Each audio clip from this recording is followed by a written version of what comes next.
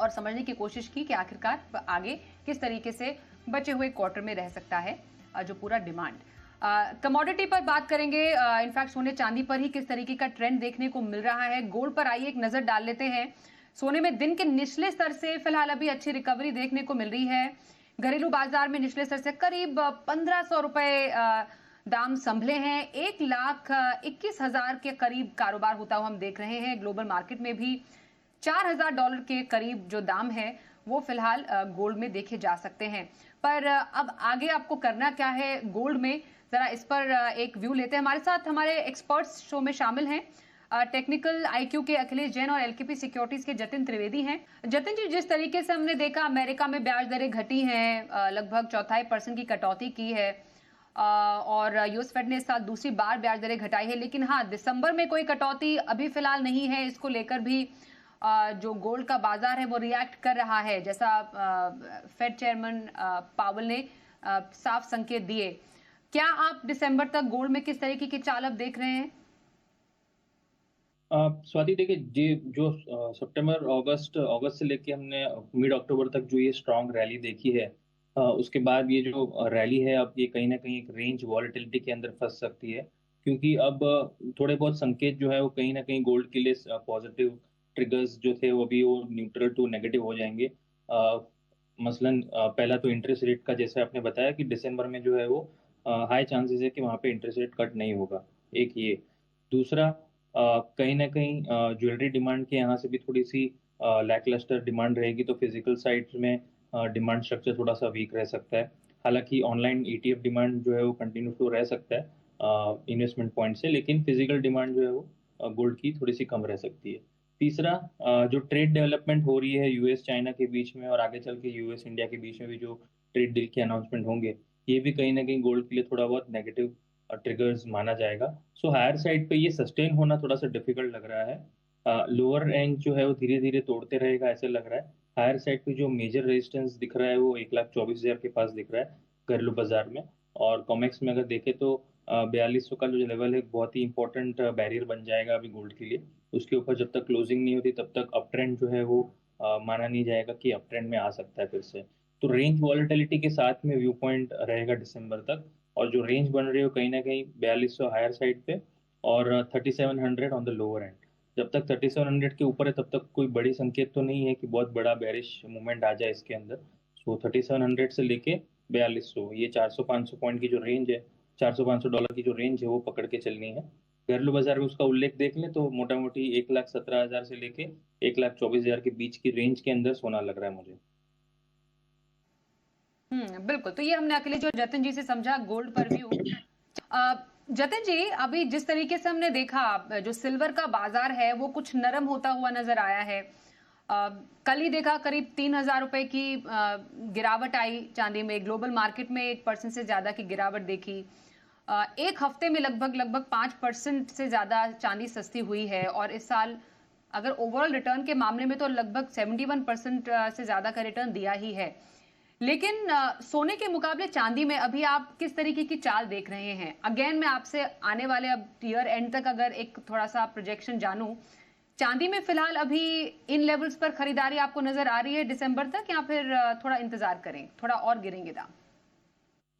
स्वाति देखिए, बेहतरीन क्वेश्चन है, क्योंकि जिस तरह से गोल्ड की जो रैली हुई है उसके बाद सिल्वर ने जिस तरह से रैली दिखाई थी, तो उसमें ऑलमोस्ट 90% की जो एक रैली देखने मिली थी, जहां पर जनवरी में हमने सिल्वर का भाव जो है वो कहीं ना कहीं 90,000 से लेकर 95,000 के बीच देखा था, और वहां से हम 1,70,000 1,72,000 के आसपास थे। अब वहां से फिसल कर 1,50,000 के नीचे आना वो कहीं ना कहीं एक अपॉर्चुनिटी माना जाएगा, अगर आप लॉन्गर टर्म होराइजन के हिसाब से देख रहे हैं तो। दिसंबर तक अगर सिर्फ आउटलुक देखना है तो यहाँ यहाँ पर फिर से रेंज वॉलेटिलिटी का आउटलुक बनेगा, क्योंकि कुछ ट्रिगर्स जो यहाँ पर चांदी के लिए पॉजिटिव भी माने जाएंगे जो गोल्ड के लिए थोड़े बहुत नेगेटिव है। जैसे कि ट्रेड डील का फाइनलाइजेशन होना यूएस चाइना के बीच में और यूएस इंडिया के बीच में, ये सिल्वर के लिए पॉजिटिव और नेगेटिव दोनों रहेगा, क्योंकि गोल्ड के लिए जितना नेगेटिव है उतना सिल्वर के लिए थोड़ा नेगेटिव आएगा, लेकिन बेस मेटल के लिए जितना ही पॉजिटिव है उतना ही सिल्वर के लिए भी पॉजिटिव माना जाएगा। सो चांदी के अंदर थोड़ा सा बेटर परफॉर्मेंस देखने मिल सकता है गोल्ड के कंपैरिजन में। अगर देखने जाएंगे तो गोल्ड सिल्वर रेशियो जो है वो भी यही कहीं दर्शा रहा है कि आगे चलते हुए चाल जो है वो चांदी की या तो पॉजिटिव साइड में रहेगी, या तो चांदी जो है वो कम घटेगी सोने के मुकाबले अगर नीचे गिरेंगे तो भी, या फिर साइडवेज रहेंगे तब गोल्ड का भाव एक रेंज वॉलेटिलिटी में फंसा रहेगा और चांदी जो है कहीं ना कहीं आपको अप ट्रेंड में फिर से देखने मिल सकती है। So next couple of months के लिए थोड़ा सा अनसर्टेनिटी का माहौल जरूर है, और जहाँ पर रेंज जो बन के आ रही है वो 1,55,000 हायर साइड में और 1,35,000 लोअर रेंज में। सो 1,35,000 से 1,55,000 इस रेंज के अंदर चांदी जो है वो कहीं ना कहीं आपको देखने मिलेगी। पोजिशनल अपॉर्चुनिटीज जो 1,40,000 के आसपास बहुत ही सेफ्टी नेट है, 1,40,000 के आसपास मिलता है तब वहां पर पोजिशनली उसके अंदर बाइंग साइड के लिए देखना चाहिए। और 1,55,000 1,52,000 से लेके 55,000 के बीच में जब भी भाव मिलते हैं तब वहां पर मुझे लग रहा है मुनाफा वसूली भी देखने मिलेगी। सो इस रेंज को समझिए, 15 से 20,000 रुपए की जो मैं रेंज दे रहा हूँ सिल्वर के अंदर, इसके अंदर ये आपको दिसंबर तक देखने मिल सकता है। तो ये रहा सिल्वर पर आउटलुक जतिन जी की तरफ से। इस बीच हमारे साथ एक दर्शक भी फोन लाइन पर जुड़ चुके हैं। इनफैक्ट क्रूड पर भी एक नजर डाल लेते हैं, क्योंकि लगातार 3 दिनों से दायरे में कारोबार क्रूड में चल रहा है। आज ब्रेंट में अगर देखें तो दिन के ऊपरी स्तर से मुनाफा वसूली देखने को मिली है। फिलहाल अगर ब्रेंट की तरफ नजर दौड़ाएं तो $66 के नीचे कारोबार फिलहाल चल रहा है। WTI क्रूड में भी लगभग 0.5% की गिरावट देखी जा सकती है। जतिन जी, क्रूड पर जरूर एक सलाह दीजिएगा। यहाँ पर हम जिस तरीके से देख रहे हैं इस साल कच्चे तेल में लगभग 12% की गिरावट हमने आती हुई देखी है। अब तो एक इम्पॉर्टेंट इवेंट भी है, 2 नवंबर को ओपेक प्लस की बैठक है, उत्पादन बढ़ाने पर चर्चा की जाएगी। सप्लाई ज्यादा होने की चिंता के कारण लगातार तीसरे महीने ये गिरावट हमने देखी है। तो अगले लगभग सप्ताह भर का नजरिया क्रूड पर क्या रखा जाए? स्वाति, इसमें 2-3 पॉइंट जो है वो काफी इंपॉर्टेंट है। जिस तरह से मंथली ओपेक की जो बैठक होगी 1 नवंबर वीक में, वहां पर पता चलेगा कि कितना प्रोडक्शन आउटपुट जो है वो बढ़ते हुए देखने मिलेगा, तो उसके कारण से एक प्रेशर जो है बन सकता है। दूसरा कि ग्लोबल तनाव जो है वो कहीं ना कहीं थोड़े से कम है, जिसके कारण से कच्चे तेल पर प्रेशर है और सप्लाई में कोई इश्यूज नहीं है, क्योंकि वो ग्लोबल तनाव जो है वो कहीं ना कहीं सबसाइड होते हुए देखने मिल रहे हैं। और यूएस चाइना के बीच के ट्रेड रिलेशंस अगर अच्छे बनते हैं और ट्रेड डील फाइनल होती है तो वहां से थोड़ा सा एक सपोर्ट जरूर मिल सकता है क्रूड को, क्योंकि बिजनेस जितना अच्छा बढ़ेगा उतना कच्चे तेल की डिमांड जो है वो बढ़ते हुए देखने मिल सकती है।